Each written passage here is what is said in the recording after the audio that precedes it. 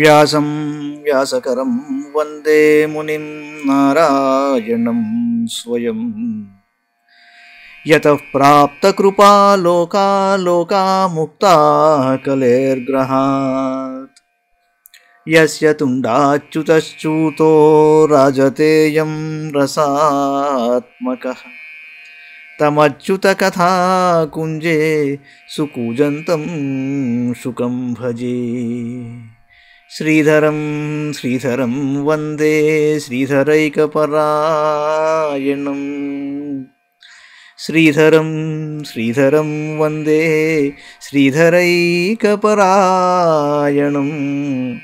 యస్యైవ శ్రీప్రసాదేన శ్రీధరేయం కృతిః కృతా.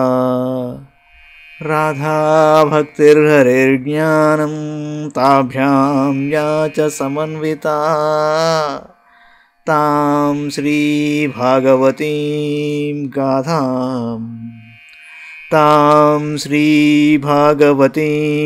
గాథాం వందే యుగళరూపిణీ. నీ పద్యావళులాలకించు చెవులు నిన్నాడు వాక్యంబులు. నీ పద్యావళులాలకించు చెవులు నిన్నాడు వాక్యంబులు. నీ పేరంబనిసేయు హస్తయుగముల్ నీ మూర్తిపై జూపులు. నీ పాదంబుల పొంత మ్రొక్కు శిరముల్ నీ సేవపై జిత్తముల్. నీపై బుద్ధులు మాకు నిమ్ముగరుణను. నీపై బుద్ధులు మాకు నిమ్ముగరుణను. నీరేజ పత్రేక్షణ నీరేజ పత్రేక్షణ.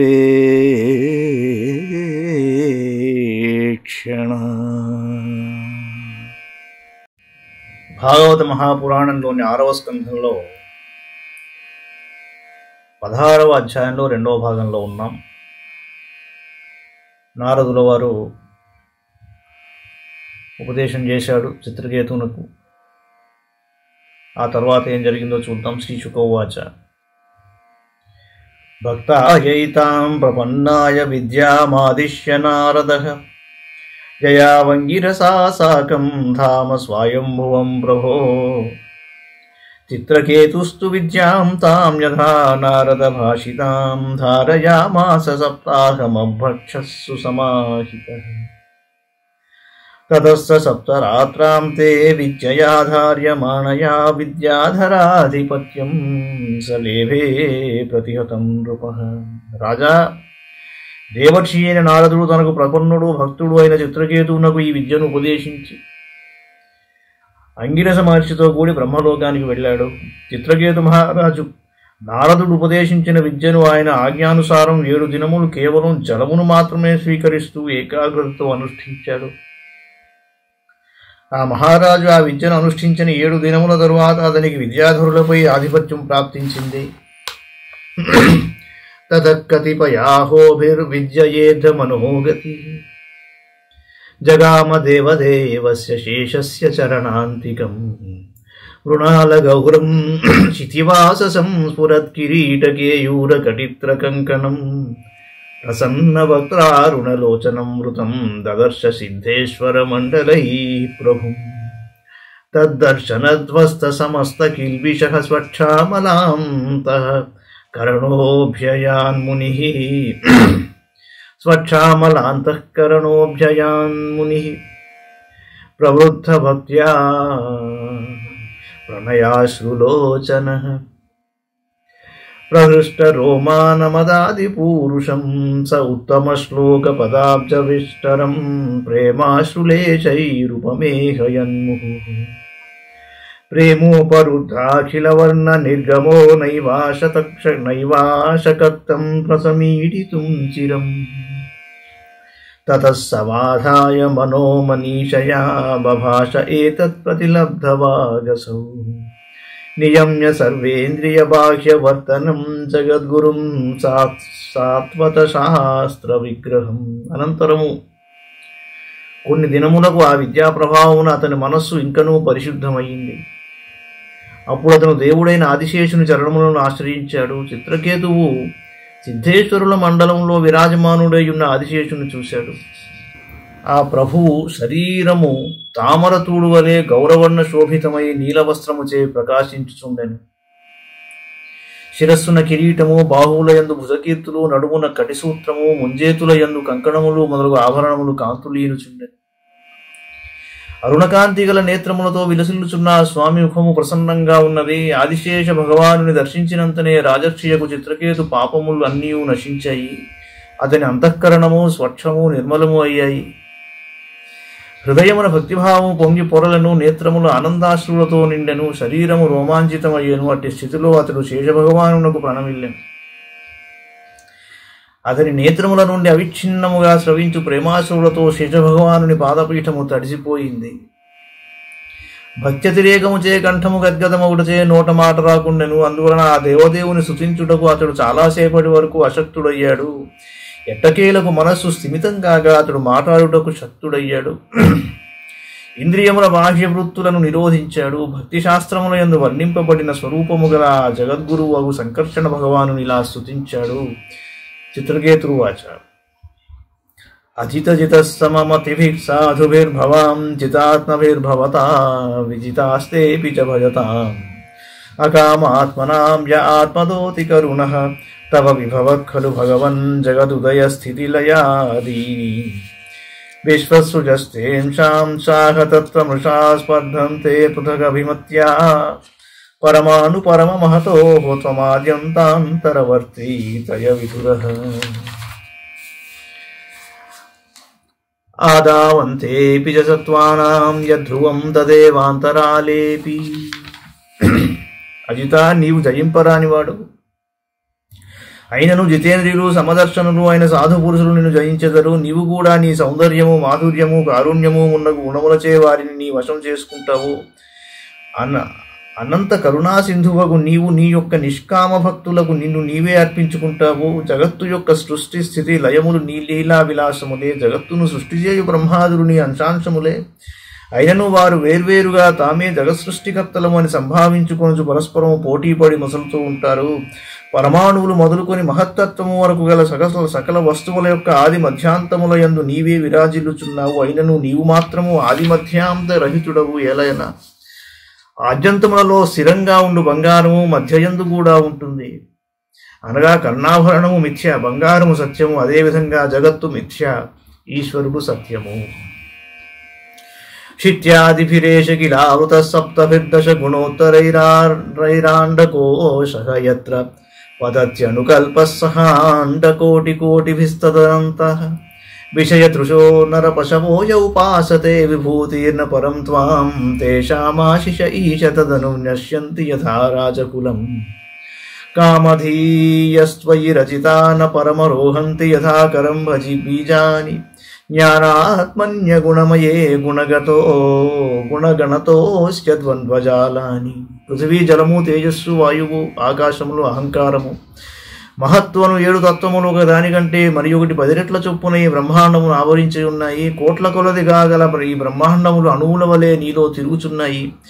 నీ అవధికి అంతమే లేదు కనుక నీవు అనంతుడవు. పరమేశ, నర పశువులు కేవలం విషయభోగములనే కోరుకుంటారు. అట్టివారు నిన్ను భజింపక నీ విభూతులైన ఇంద్రాది దేవతలను ఉపాసిస్తారు. రాజవంశము నశించిన తరువాత దాని అనుయాయులైన వారి జీవనోపాధులు కూడా నశించుచుండును. అలాగే క్షుద్రదేవతలతో పాటుగా వారిచ్చిన భోగభాగ్యములు కూడా లుప్తమవుతూ ఉంటాయి.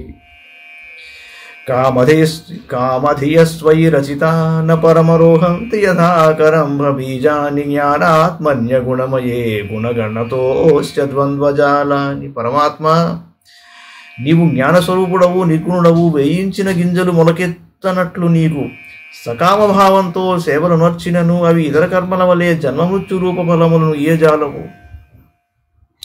జీవునకు సత్వాది గుణములచే సుఖదుఖాది ద్వంద్వములు ప్రాప్తించును. నిర్గుణుడవైన నీ వలన కాదు. జితమజిత తదా భవతా యదాహ భాగవతం ధర్మమనవద్యం నిష్కించనాయే మునయ ఆత్మా రామాయముపాసతే పవర్గాయ విషమమతిర్నయత్ర నృణాం త్వమహమితి మమ తవేతి చ యదన్యత్ర విషమధియా రచితో యస్సఖ్య విశుద్ధక్షయిష్ణురధర్మ బహుళః కక్షేమో నిజపరయోః కియానర్థస్వపరః ద్రుహా ధర్మేణ స్వద్రోహాత్ తవ కోపః పరసంపీడనయా చ తథా ధర్మః. నీవు అపజయమును ఎరుగవు.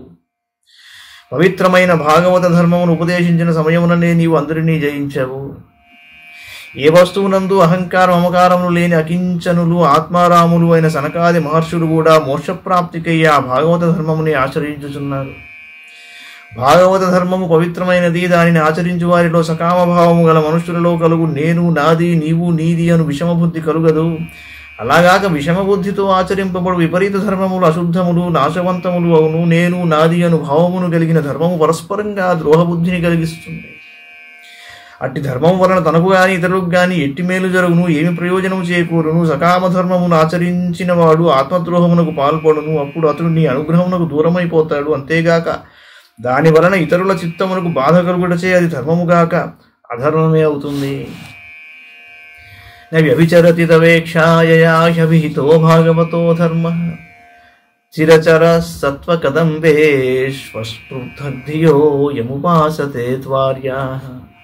భాగవత ధర్మమును ఉపదేశించు నీ దృష్టి అన్నడు నువ్వు పరమాత్మ నుండి మానవుని దూరము చేయదు. కనుక సకల చరాచర ప్రాణులను సమదృష్టితో చూచు సత్పురుషులు ఆ భాగవత ధర్మముని ఉపాసిస్తూ ఉంటారు.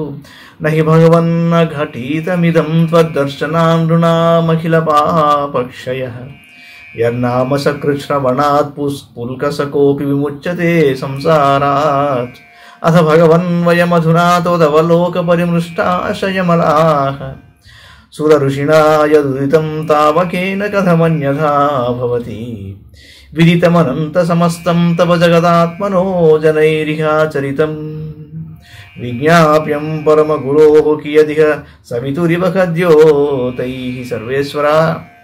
నీ దర్శన మాత్రముననే మానవుల పాపములన్నీ పూర్తిగా నశించును అను మాట అసంభవము కాదు. నీ నామమును ఒక్కసారి విన్నను చండాలుడు కూడా సంసార బంధముల నుండి విముక్తుడవుతాడు. పరమపురుష, ఈ సమయమున నీ దర్శనము చేతనే నా అంతఃకరణమునందలి మాలిన్యము అంతయును ప్రక్షాళితమైనది. ఇది వాస్తవము. నీ పరమభక్తుడైన నారద మహర్షి పలికిన వచనములు ఎన్నటికీ నీ మిథ్య కానేరవు. అనంతా నీవు సమస్త జగత్తునకును ఆత్మవు. లోకములో జనులు ఆచరించు కర్మలను అన్నింటినీ నీవు ఎరుగుతువు. మినుగురు పురుగు సూర్యుని ప్రకాశింపజాలదు. అట్లే పరమగురుడవైన నీకు నేను నివేదింపగలిగినది ఏముంటుంది? నమస్తుభ్యం భగవతే సకల జగస్థితి లయోదయేశాయ దురవసితాత్మగతయే కుయోగినాం భిదా పరమహంసాయ. యం వై శ్వసంతమను విశ్వసృజశ్వసంతి యం చేకితానమను చిత్తయ ఉచ్చకంతి భూమండలం సర్షపాయతి యస్య మూర్తి తస్మై నమో భగవతేస్తు సహస్రమూర్తిని. పరమాత్మ, నీ అధ్యక్షత వలననే జగత్తు యొక్క సృష్టి స్థితి లయములు కలుగుచున్నవి. భేద దృష్టి గల కుయోగులు యథార్థంగా నీ స్వరూపము నిర్వజాలరు. నీ వాస్తవ స్వరూపము పరమ పవిత్రము. అట్టి నీకు నమస్కారము. నీ నుండి శక్తిని పొందియే బ్రహ్మాది లోకపాలురు విశ్వసృష్టిని గావించుటకు సమర్థులవుతున్నారు. నీ దృష్టి వలన చైతన్యమును పొందిన జ్ఞానేంద్రియములు ఆయా విషయములను గ్రహింపగలుగుచున్నవి. ఈ భూమండలమంతయును నీ శిరస్సుపై ఆవగింజవలే నిలిచి ఉన్నది. సహస్ర ఫణములు గల సంకర్షణ, నీకు ప్రణామములు. తరువాతి భాగం మరో అంకంలో చూద్దాం. మంగళం భగవాన్ విష్ణు మంగళం గరుడధ్వజ మంగళం పుండరీకాక్షో మంగళాయతనో హరి. సర్వం శ్రీకృష్ణార్పణమస్తు.